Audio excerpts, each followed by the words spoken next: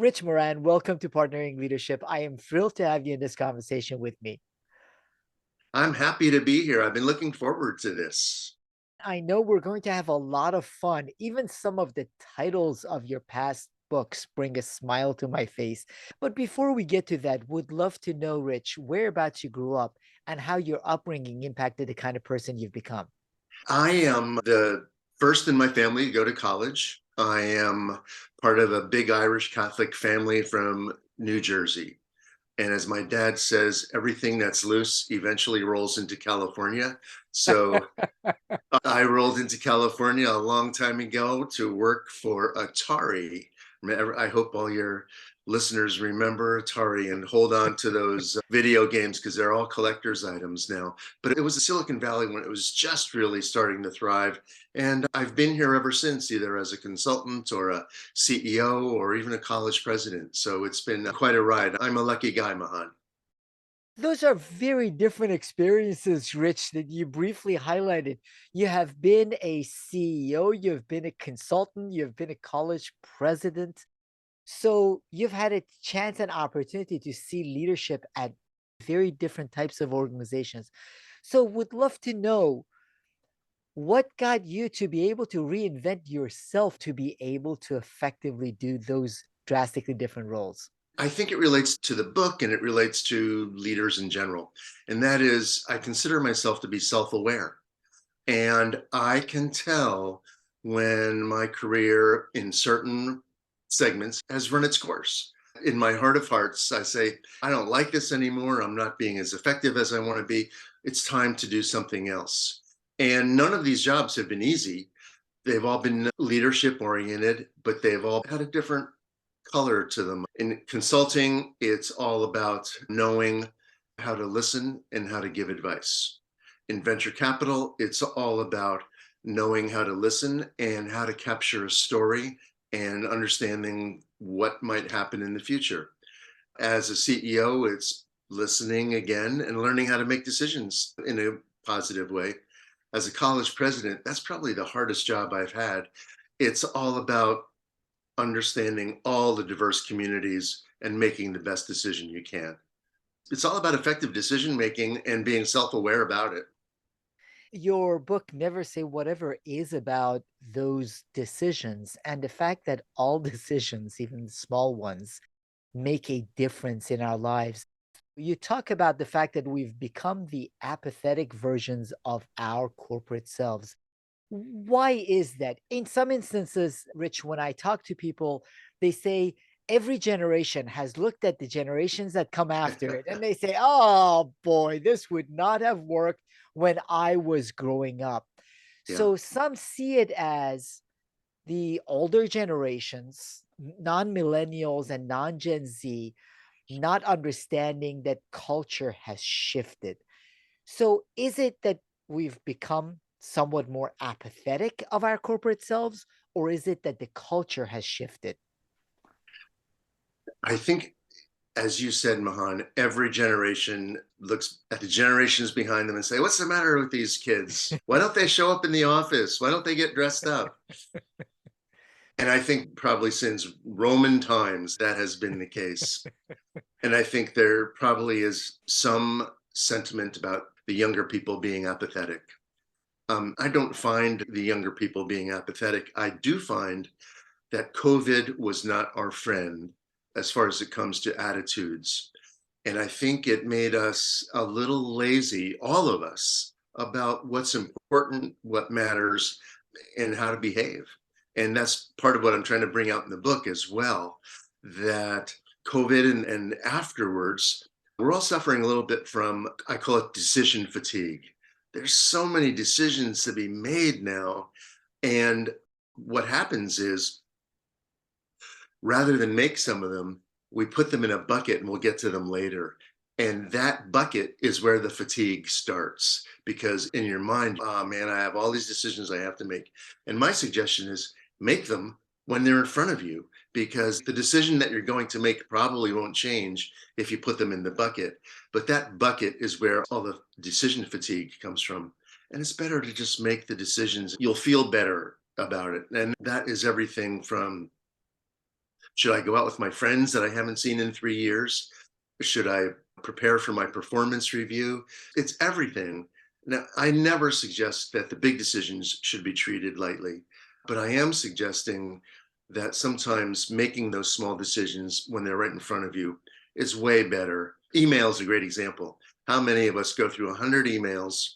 We delete 50 of them easily, but the hard ones are the ones we put over to the side. We don't get to those right away. Do those first. That's what creates decision fatigue. And in some ways, you're saying whatever when you put those hard emails over on the side. As you mentioned, your book is about decision making. So the question I wonder though, Rich, is how do we think about what decisions are worthy of us taking time on and what decisions should be made quickly?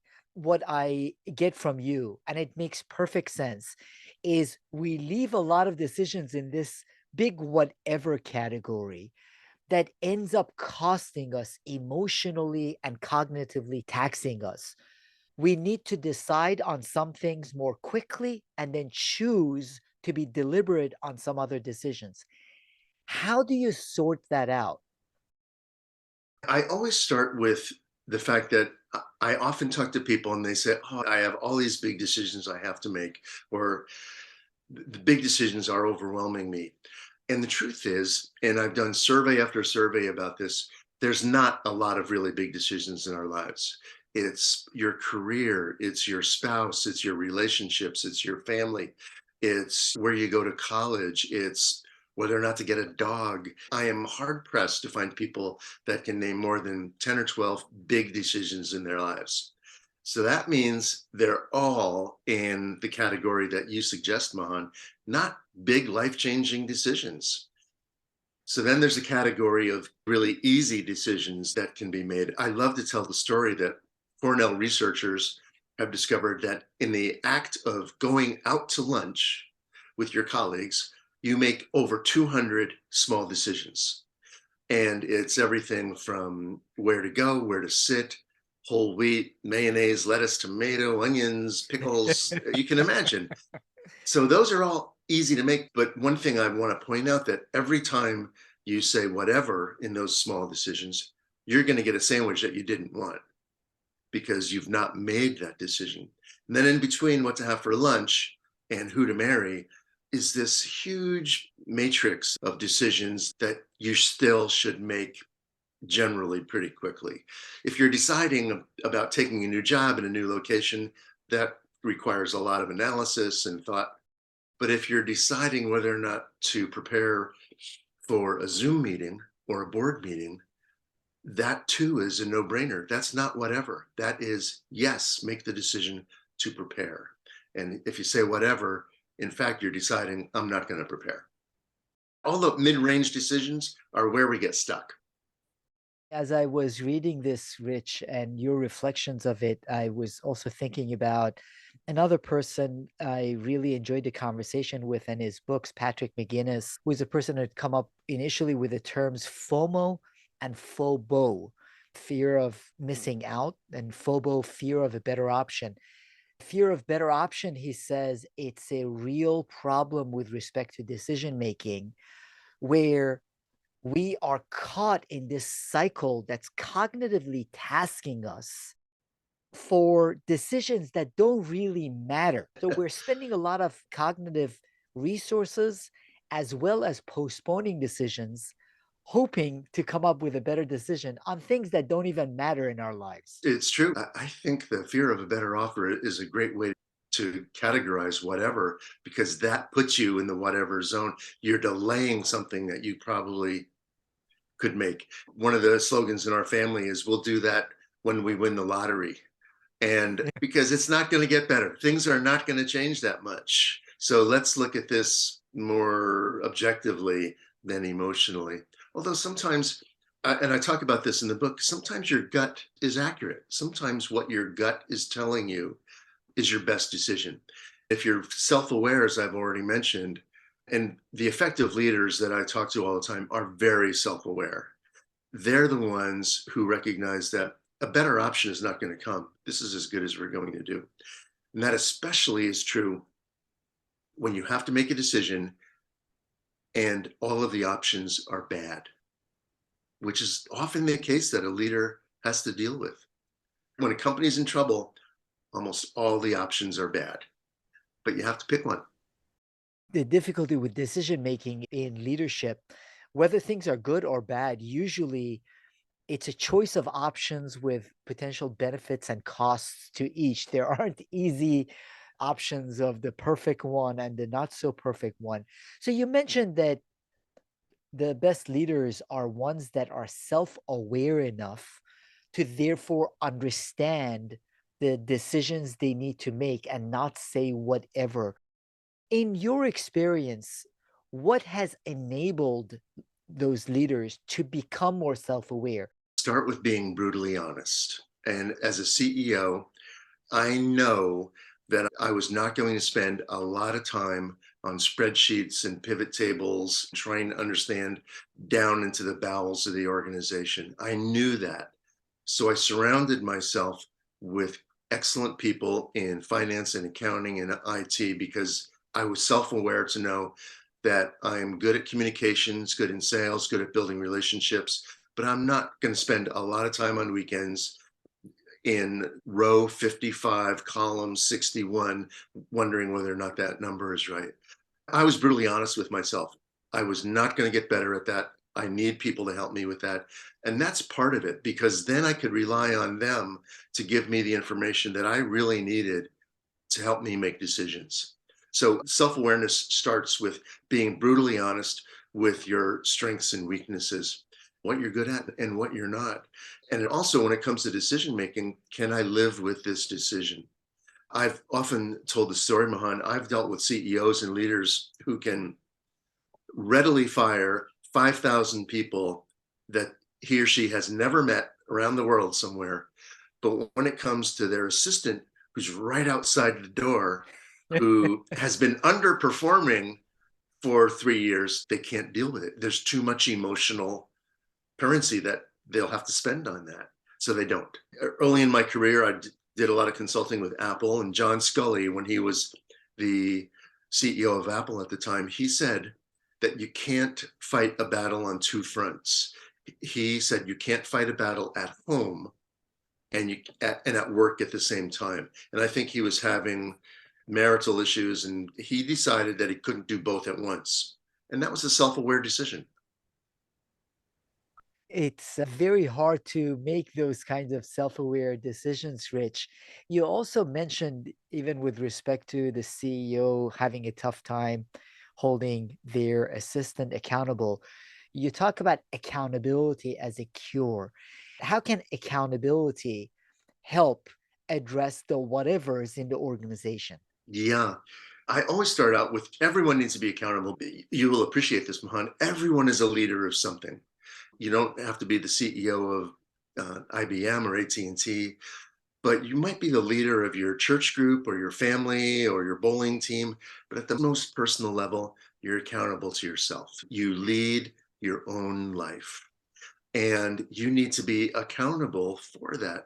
If you're accountable for it, then you're going to make decisions better. And it starts with a very simple rule that I use, and that is clarifying your intentions.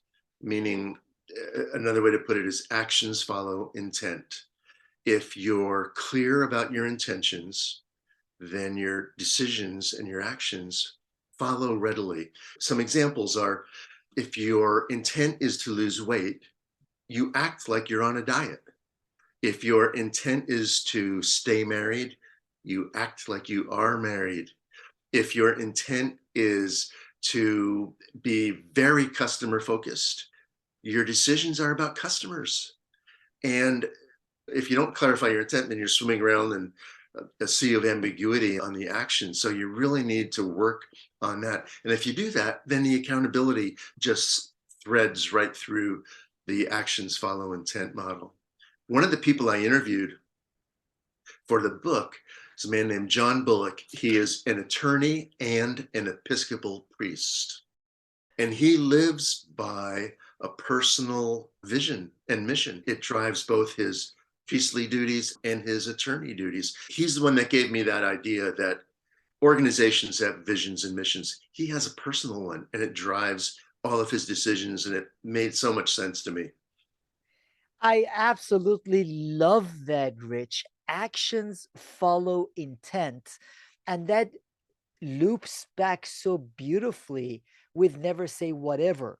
So, using your example of the intent to be on a diet or the intent to stay married, then if your intention is to be on a diet, if you're given choices for foods to pick, it's no longer whatever because the Correct. intent Yeah. is clear and therefore you follow through with actions that align back with that intention.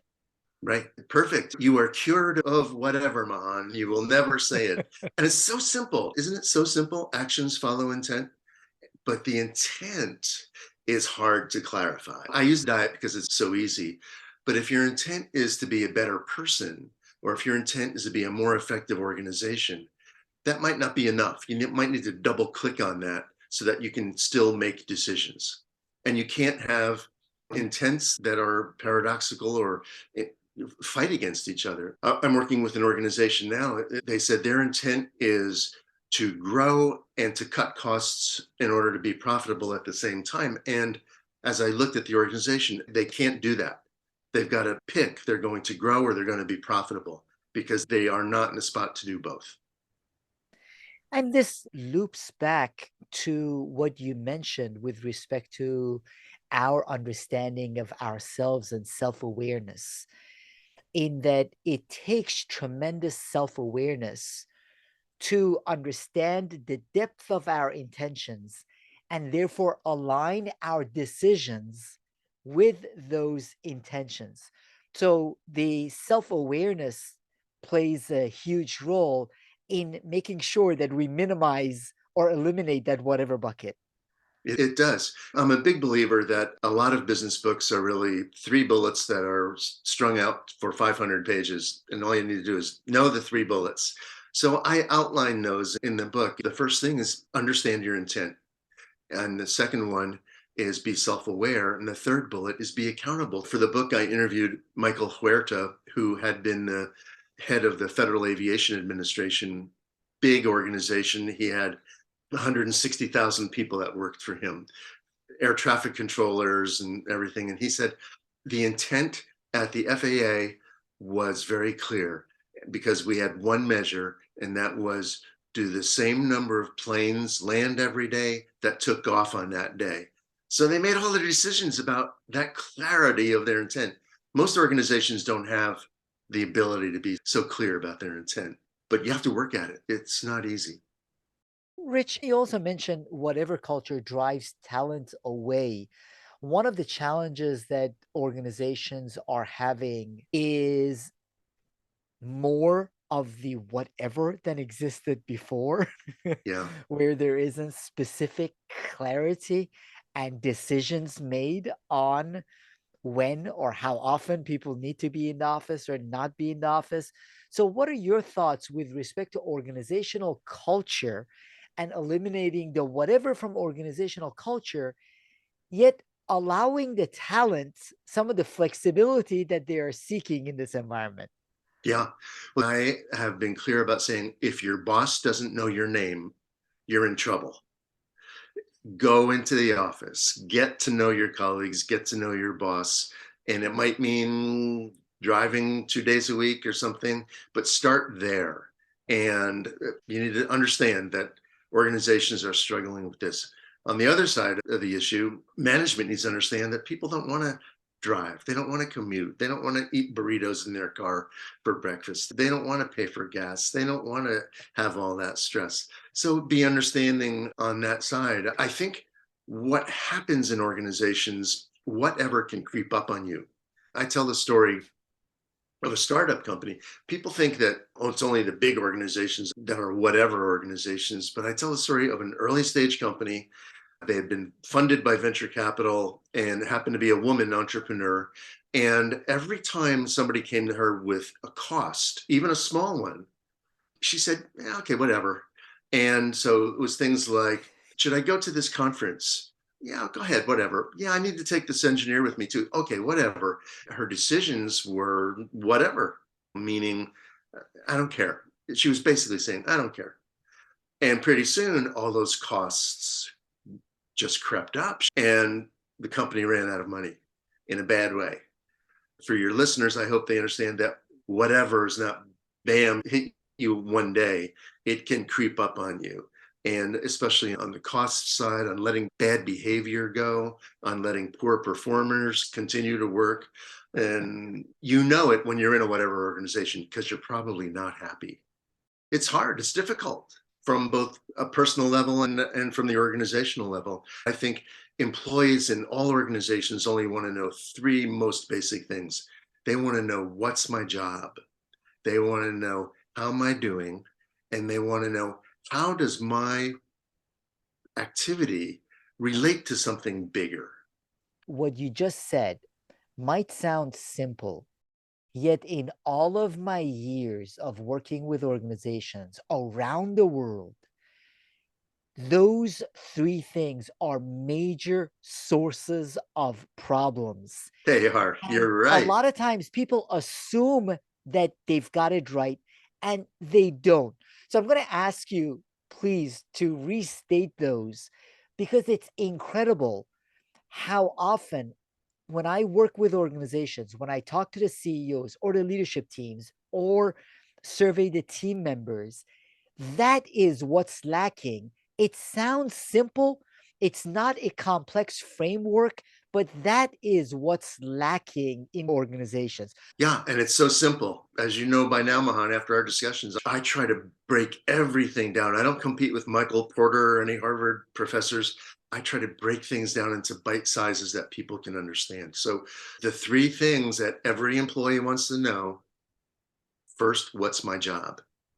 When I show up in the morning, is it clear what my responsibilities are, how I relate with my colleagues? And there's no part of whatever in that. The second part is, how am I doing? Employees want to know, how am I doing? And that's not in an annual performance review, it's every day. People know at the end of the day, did I contribute? Did I help? And if they know their job and they feel like they contributed, you have happy people. And the third thing, which totally relates to whatever, is how does all my effort, how does my showing up and my working hard relate to something that's bigger, relate to saving the environment, relate to being profitable, relate to creating a new artificial intelligence tool. And if the answer to any of those questions is whatever, you're going to have a bunch of people leaving. It's as simple as that.